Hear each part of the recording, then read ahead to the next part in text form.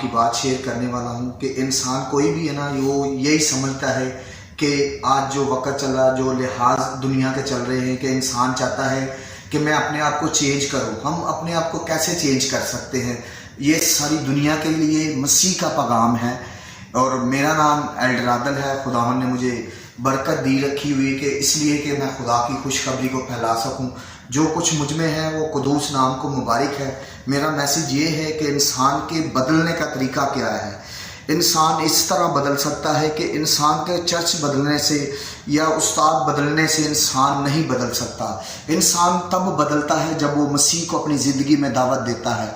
इंसान तब बदलता है जब इंसान के इरादे मसीह के साथ मिलते हों। इंसान तब बदलता है जब इंसान की निगाह मसीह पे लगी हो।